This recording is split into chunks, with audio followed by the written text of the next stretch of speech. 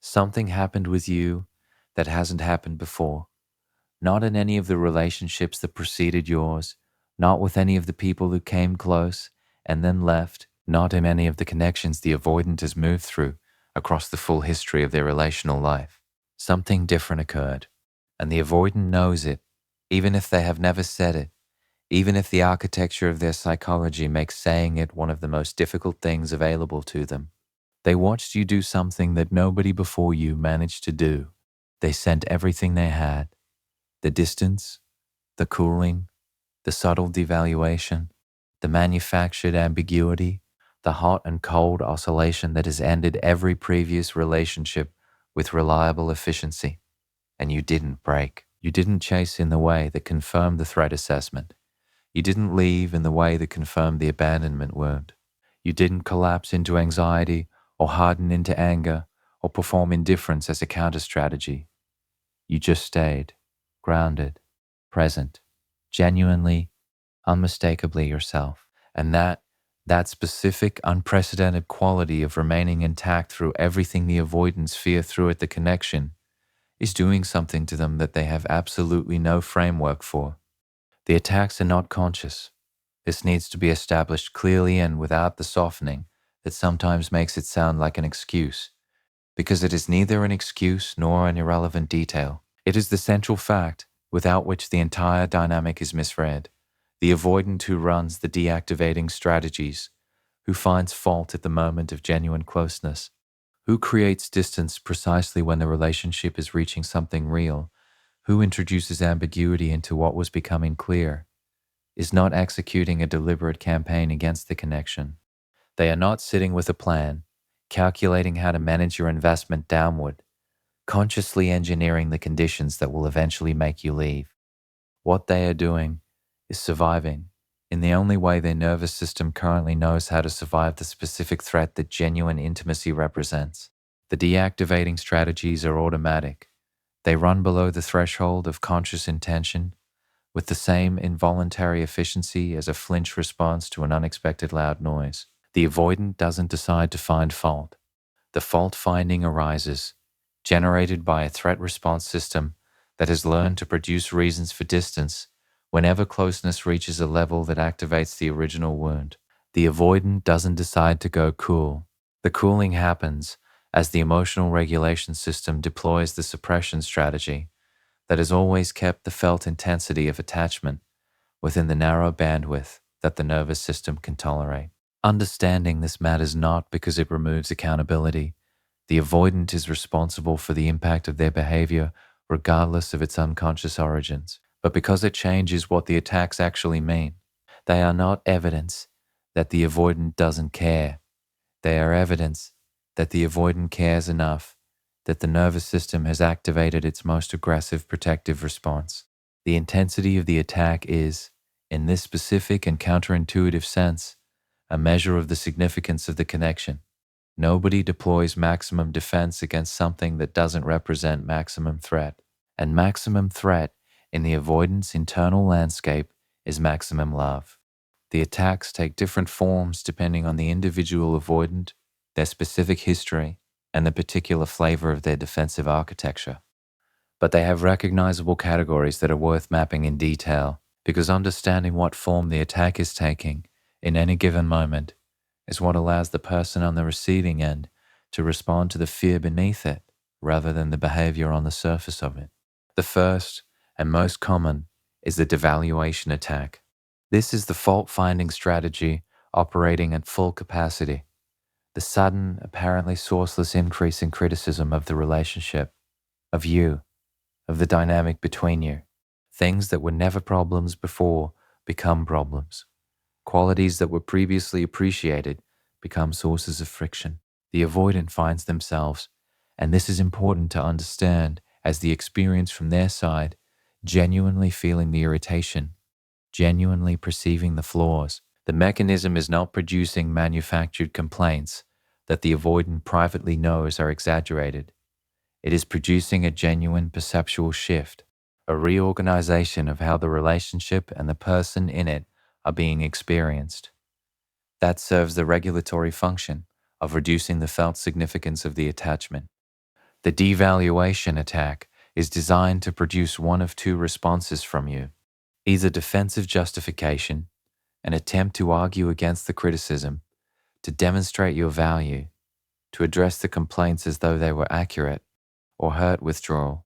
Both of these responses serve the avoidance nervous system. Defensive justification confirms that the relationship is effortful and complicated, which supports the case for distance. Hurt withdrawal removes the threatening closeness, which is the outcome the nervous system was working toward. What you did instead, what made you the first one they've seen overcome this particular attack, was neither of those things. You received the criticism without being destroyed by it and without being consumed by the need to refute it. You held your own ground, not aggressively, not dismissively, but with the specific quality of someone who knows their own value clearly enough that the devaluation didn't find purchase. It landed and didn't stick. And the avoidant, whose system had been expecting one of the two familiar responses, found itself confronting something unprecedented: a person who remained intact under the devaluation, who didn't reorganize themselves around the criticism or collapse under it, who continued to be, after the attack, exactly who they were before it.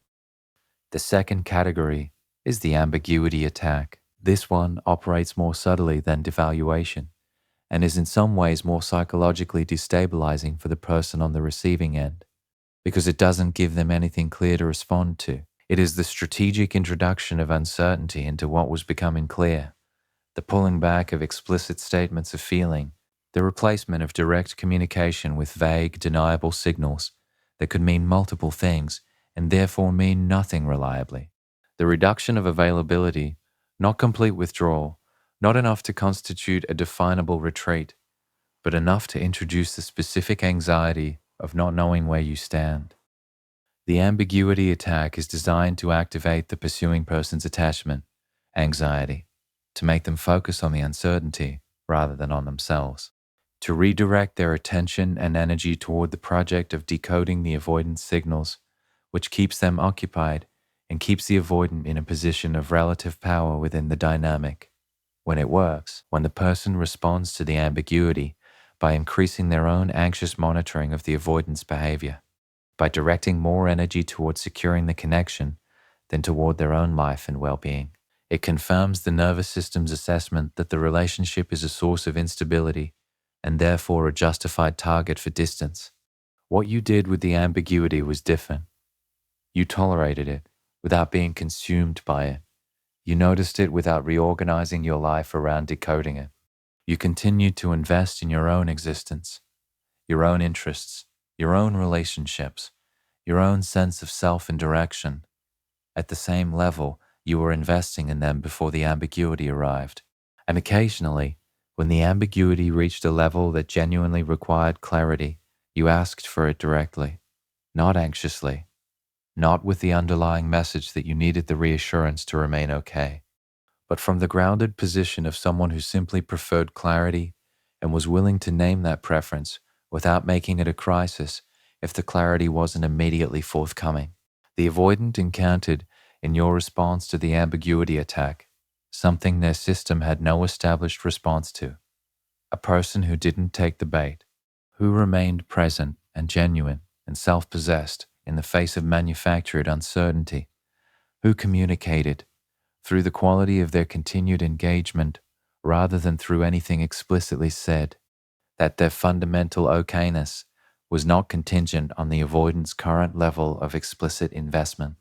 The third category is the intimacy sabotage attack. This is perhaps the most painful one to be on the receiving end of, because it occurs specifically at the moments of greatest genuine connection, at the exact points where something real was happening between you, the conversation that was reaching something true, and then, at the precise moment it would have required the avoidant to be genuinely vulnerable, becomes deflected. The evening that was building toward real closeness, and then gets disrupted by an argument that seemed to come from nowhere.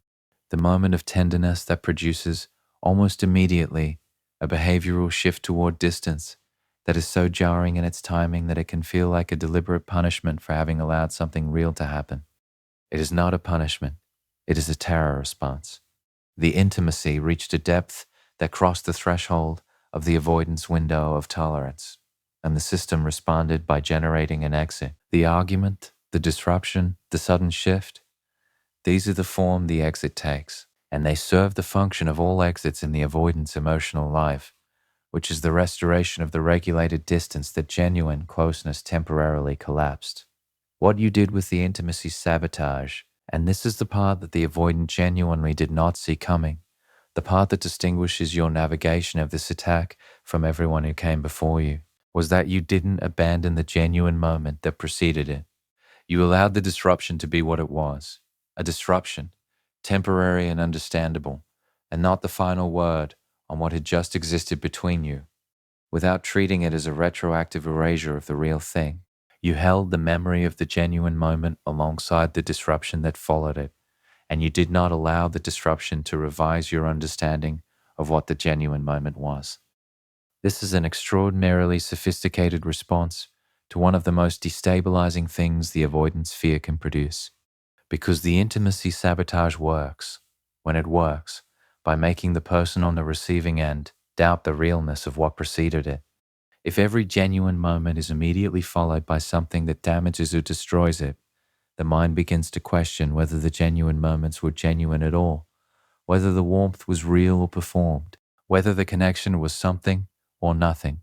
And that doubt, that specific undermining of the reality of what was experienced, is what the sabotage is designed to produce. Because a person who doubts the reality of the genuine moments will eventually stop investing in them. And a person who stops investing in the genuine moments is a person the avoidant can safely maintain distance from.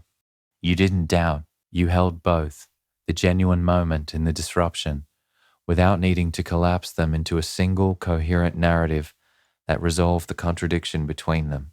You were able to say, in your interior, if not in words, that both things were real, that the warmth was real and the fear that disrupted it was real, and that the disruption did not retroactively unmake the warmth. That capacity, the capacity to hold the contradiction without resolving it in either direction, is genuinely rare, and it is what kept the genuine moments from being erased. The fourth category is the comparison and diminishment attack. This is the one that operates most directly on self-worth, and it is the attack that has ended the most previous relationships in the avoidance history. It is the implicit or explicit communication that you are not quite enough, not in a way that could be clearly named and addressed. The avoidance system is too sophisticated for crude statements of inadequacy, but in the subtler form of references to other people, to alternative possibilities, to qualities in hypothetical others that seem to be presented as superior to whatever you are currently offering. The introduction of competitive anxiety into a space that was previously characterized by genuine mutual investment. This attack works with devastating efficiency on people whose own self-worth is soft spots, whose early experiences have left them susceptible to the specific fear of not being enough, of being fundamentally inadequate in ways that make them less deserving of love than someone else would be.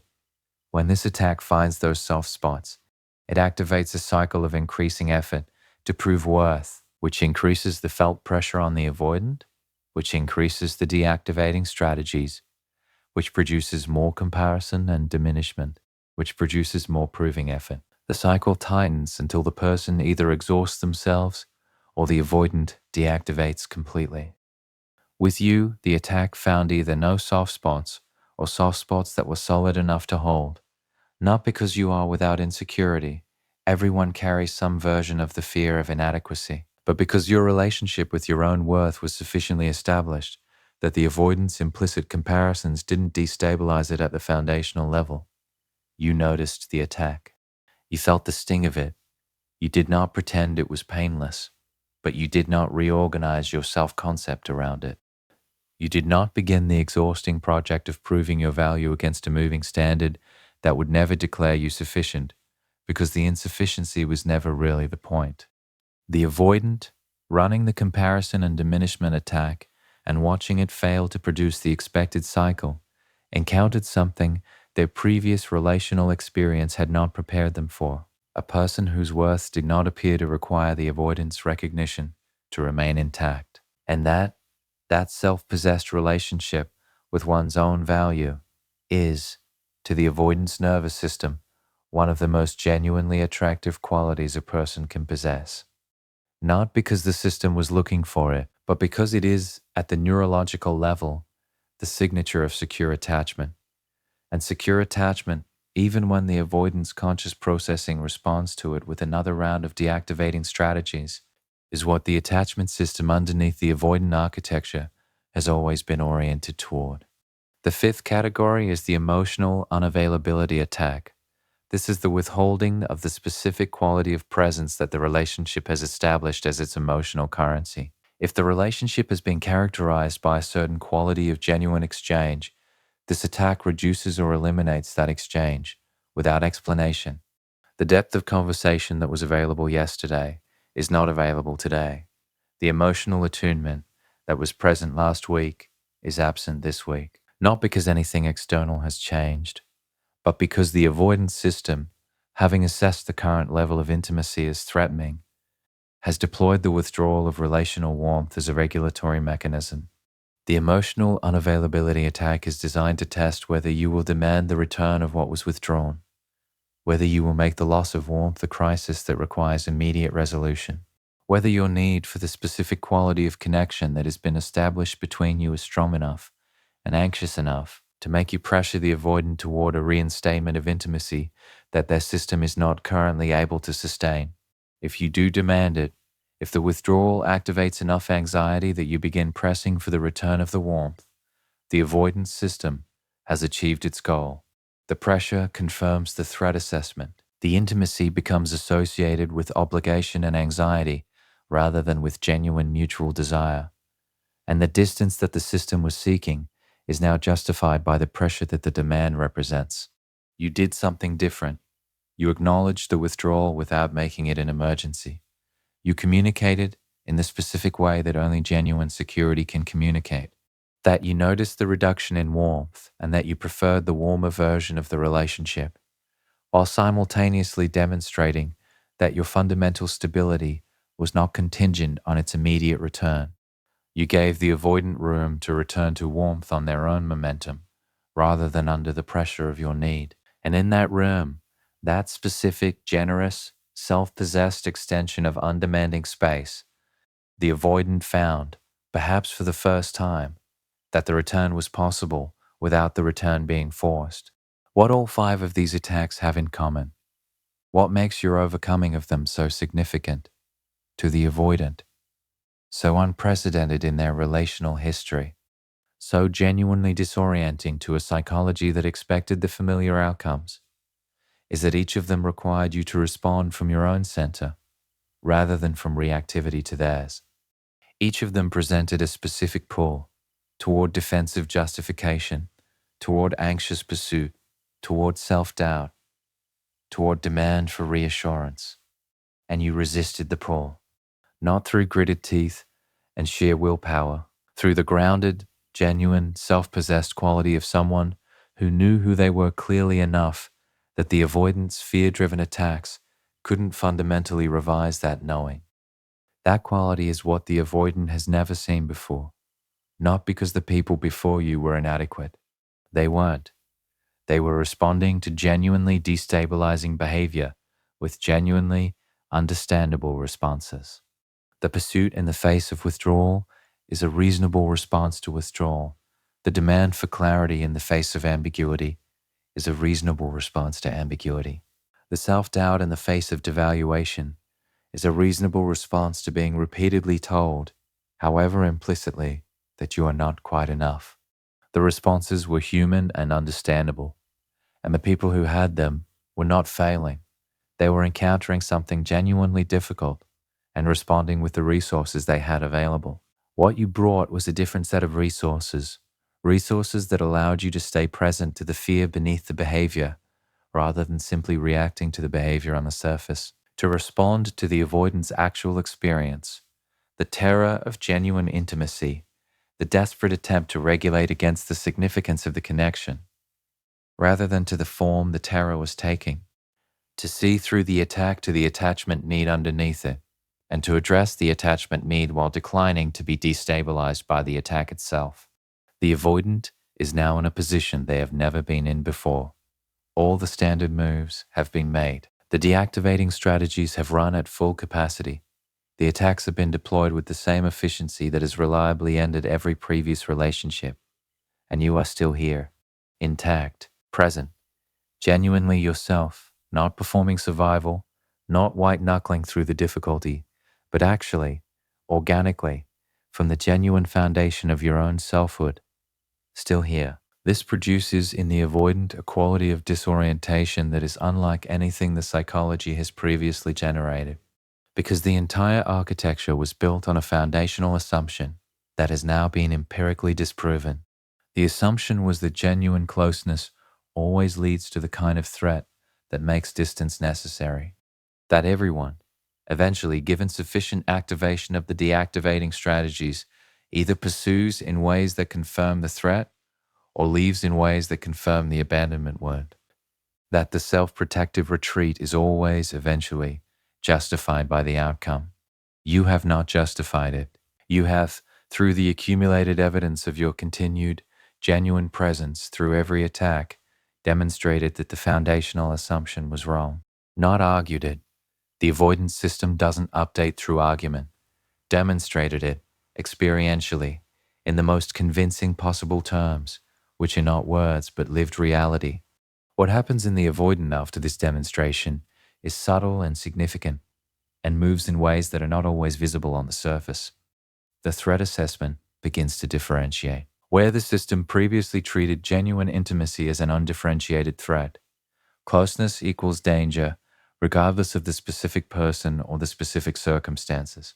It begins, tentatively and with many reversions to the original assessment, to consider the possibility that this specific intimacy with this specific person might be categorically different from the original threat environment that generated the assessment in the first place. This differentiation is the beginning of the reconditioning that genuine healing requires. It is not complete. It is not stable. It will be tested and retested, and will fail some of those tests in ways that produce retreats that look from the outside like the same retreats that have always happened. But something has changed at the level of the underlying assessment that produces those retreats.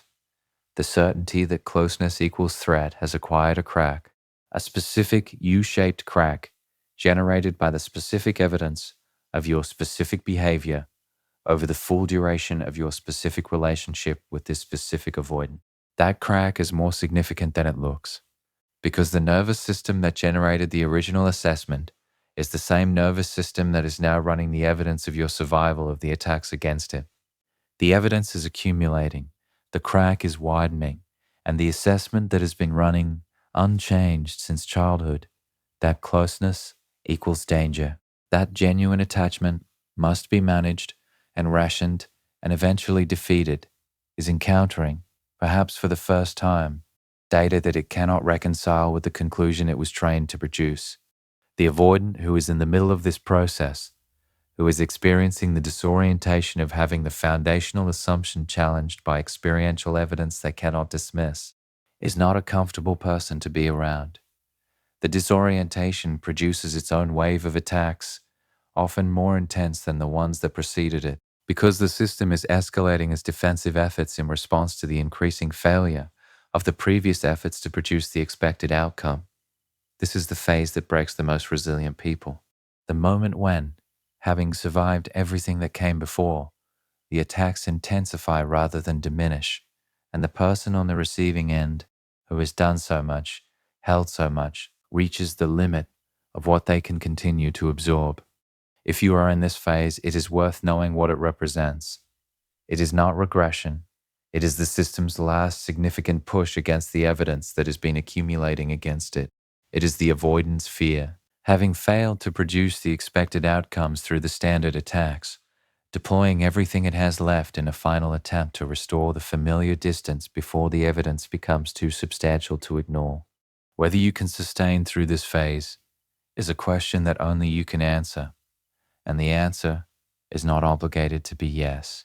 There is a limit to what any person can reasonably absorb in the service of another person's healing. That limit is real, and it deserves to be honored rather than pushed through indefinitely. The question is not whether you should stay beyond your genuine limit. You shouldn't. The question is whether what is happening in this intense phase is the last major push of a system that is actually changing, or the familiar repetition of a system that is not. The difference is in the returns, in what happens after the intense phase subsides. If the returns are deeper than they have been before, if the closeness that follows the escalated attacks reaches somewhere that previous closeness didn't reach, if the avoidant is visibly, however tentatively, arriving somewhere new, then what is happening is the last significant test of the reconditioning. The system checking at maximum intensity whether the new assessment is going to hold. And if you hold, not indefinitely, not beyond your genuine capacity, but through this specific phase, with the same quality of grounded, self-possessed, genuine presence that you have brought to every previous attack, what the avoidant finds on the other side is the thing their psychology has been simultaneously working toward and working against for their entire relational life.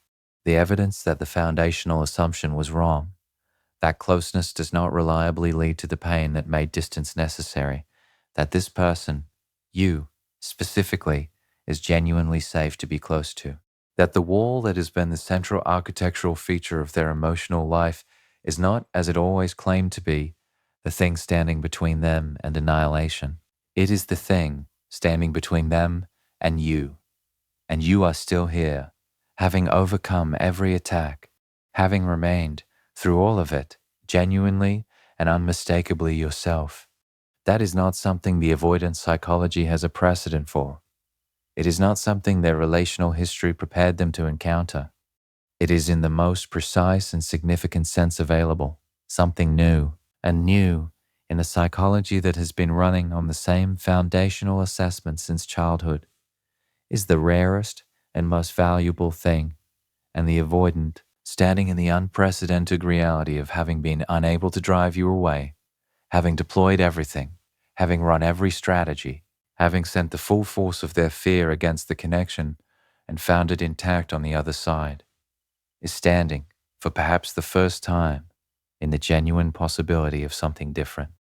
Not the managed approximation of connection that the architecture has always produced, not the carefully rationed warmth that stays at the safe distance from which loss is impossible, because depth was never allowed, but the real thing, the full thing, the thing that the fear has been standing in front of for as long as the fear has been running.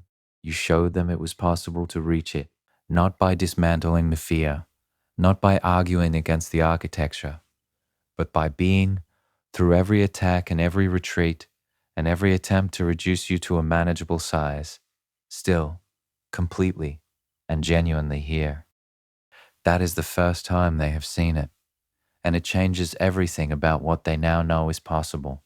What changes when the avoidant finally has the evidence that the foundational assumption was wrong is not immediately visible in their behavior. This is one of the more disorienting aspects of this phase for the person who has been through everything described above, who has survived the devaluation and the ambiguity and the intimacy sabotage and the comparison attacks and the emotional unavailability and the escalated final push, and who might reasonably expect that having passed all of those tests, something in the avoidance external behavior would shift in a way that was clearly and unmistakably recognizable as change. It doesn't always happen that way. The internal shift precedes the external one, sometimes by a significant margin. And the internal shift, the revision of the foundational threat assessment, the crack in the certainty that closeness equals danger, the beginning of a differentiated understanding of the specific relationship as categorically different from the original threat environment, is real and significant even when the external behavior is lagging behind it. The avoidant is processing something that has no precedent in their relational history. They are doing it without a map, without adequate language for what is happening, and without the emotional processing skills that would allow them to move through it quickly or cleanly. What they are doing, in the interior quiet that the external behavior doesn't yet reflect, is something that could be called the dismantling of a certainty. The certainty that the wall was necessary, that the distance was protective, that the architecture, however costly, was a thing standing between them and something worse. And dismantling a certainty, particularly one that has been load-bearing for most of a lifetime, is not a quick process. It requires sitting with the discomfort of the in-between, the place where the old certainty no longer holds but the new understanding hasn't yet fully formed. The place where the avoidant knows, at some level, that the foundational assumption was wrong, but doesn't yet know what to build in its place. This in-between place produces a specific kind of behavior that is worth understanding because it can be misread as regression when it is actually the most vulnerable phase of genuine progress. The avoidant in this phase is quieter than usual, more internally occupied, less available in the ways that external engagement requires, not because the deactivating strategies are running, but because the interior work of dismantling a foundational certainty is consuming the psychological resources that external engagement would otherwise draw on. They may seem distant in a way that feels familiar, but has a different quality to it, less defended somehow, less organized, as though the architecture that usually produces the distance has been partially disassembled, and what remains is not the managed wall, but the more vulnerable reality that the wall was always concealing. If you can feel the difference between this distance and the previous distances, and you likely can, because you have developed, through the full arc of what you've been through together, a finely calibrated sensitivity to the texture of the avoidance interior states, then what you are feeling is real. The distance that is the in-between is not the distance of the deactivating strategies. It doesn't have the same quality of management to it. It is softer, more uncertain, less the practiced retreat of a system running its standard protocol, and more the tentative stillness of someone who has stopped running a protocol they no longer fully believe in and hasn't yet decided what comes next. What comes next, when the avoidant moves through the in-between with enough support and enough continued evidence of the safety you represent, is a gradual reorganization, not a transformation in the dramatic sense. Genuine psychological change is almost never dramatic, but a reorganization of how the avoidant relates to their own interior experience of the connection, a reduction in the automatic quality of the threat response, a slight increase in the window of tolerance for genuine intimacy. Not sudden, not complete, but measurable if the measurement is taken across weeks and months rather than across days. The reorganization shows up in small things before it shows up in large ones. A conversation that goes deeper than previous conversations without the intimacy, sabotage appearing to truncate it. A moment of genuine vulnerability. Something said that would previously have been withheld. Something felt that would previously have been managed downward before it reached expression. That isn't immediately followed by the withdrawal that would have followed it before. A period of genuine closeness that sustains for longer than it would have previously sustained before the system deployed its retreat. These are not dramatic indicators. They are quiet ones. But they are the actual texture of neurological reconditioning in progress, and they are worth recognizing for what they are, rather than minimizing, because they don't look like the large-scale transformation that the full arc of the journey seems to warrant. There is something the avoidant needs from you during this phase that is different from what they needed during the attacks. During the attacks, what was needed was your stability, your groundedness, your capacity to remain intact under pressure. The quality of your presence during the attacks was defined primarily by what it was not desperate, not collapsed, not reorganized around managing their fear. That quality was essential, and it was what allowed the attacks to fail rather than succeed. During the reorganization phase, something additional is needed, not instead of the stability. That remains as important as it ever was, but alongside it. What is needed now is a particular quality of patience that is different from the patience of simply waiting through the attacks. It is an active patience, a patience that continues to offer genuine closeness at the new depths that are becoming available, without requiring those depths to immediately become permanent or consistent. A patience that allows the avoidant to arrive somewhere new and then retreat from it and then arrive again, without treating the retreat as a failure of the arrival. A patience that understands that the new territory is being explored incrementally, with many returns to familiar ground between the explorations, and that the value of each exploration is not diminished by the retreat that follows it. This quality of active patience is perhaps the most sophisticated relational skill that the dynamic of loving and avoidant requires. It asks you to hold two things simultaneously that feel like they should be in tension: the knowledge that the progress is real and the acceptance that the progress is nonlinear, the genuine celebration of each new arrival and the equanimity in the face of each retreat, the long view that sees the trajectory while remaining fully present to each specific moment within it, without either losing the moment in the trajectory or losing the trajectory in the moment. The avoidant who has someone capable of this quality of active patience, who finds, in the reorganization phase, that the person who survived the attacks is also capable of holding the non-linearity of what comes after the attacks with the same groundedness and genuine care, experiences something that has a particular neurological significance. They experience being accompanied through their own growth, not pushed, not pulled, not managed or strategized toward a particular outcome, but genuinely accompanied by someone who is present to what is actually happening rather than to what they wish were happening, and who finds what is actually happening worth being present to. That quality of genuine accompaniment is, for the avoidant, an entirely new relational experience, because the accompaniment is not conditional on the avoidant performing growth at a particular pace or in a particular form. It is not patience that has a visible expiration date, not a waiting for that is transparently organized around the hope of a specific outcome. It is presence that is valuable in itself, that continues to find the avoidant worth being present to at every stage of the messy, non-linear, frequently backsliding process of becoming someone who can sustain genuine closeness without the architecture collapsing under the weight of it.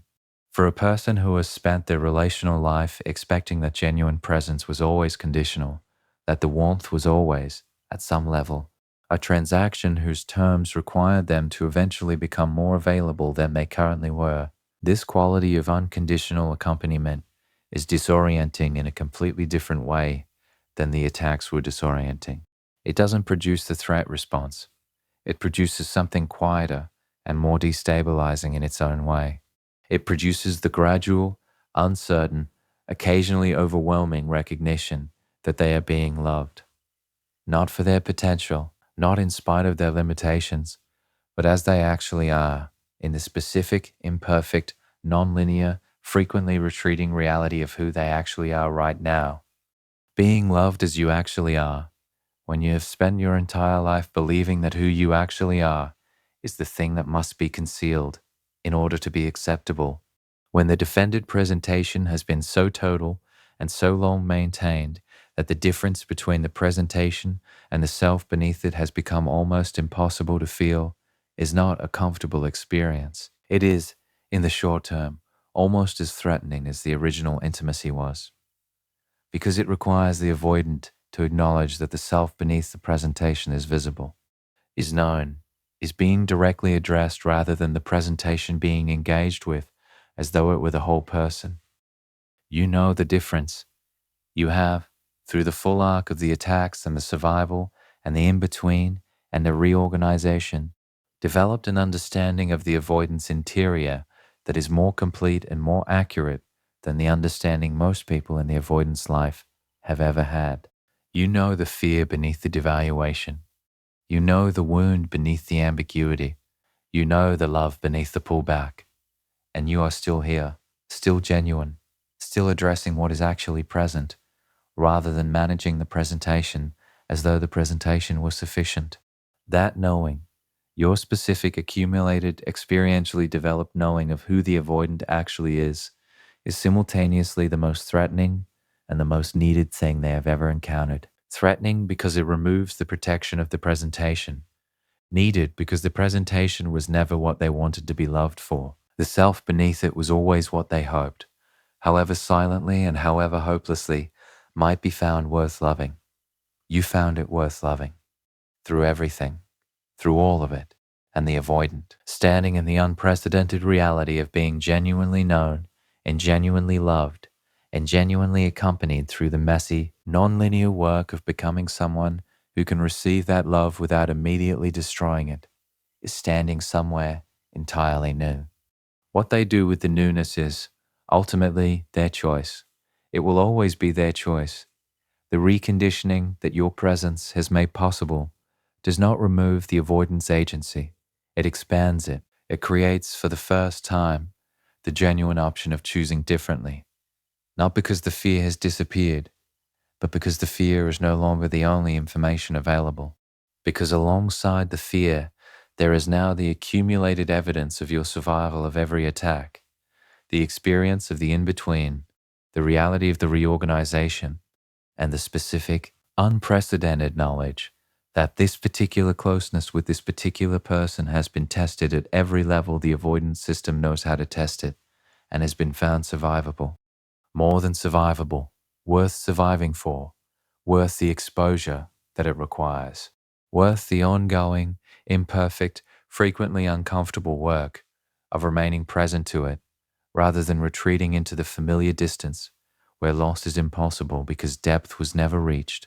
That choice, to stay in the depth rather than retreat to the distance, is the choice that all the attacks and all the survival and all the reconditioning was always moving toward. Not as a destination that once reached remains permanently stable, but as a choice that gets made and remade and made again with increasing frequency and decreasing terror as the evidence accumulates that the making of it is survivable. You made it possible for that choice to exist through everything you brought to this, through the specific, extraordinary, hard-won quality of your presence, through the full arc of what has been required of you. You created the conditions for a choice that has never been genuinely available to this person before. What they do with it is theirs. That you made it possible is yours. Permanently, completely irrevocably yours. And it is, in the full accounting of what this journey has cost and what it has produced, an extraordinary thing to have done.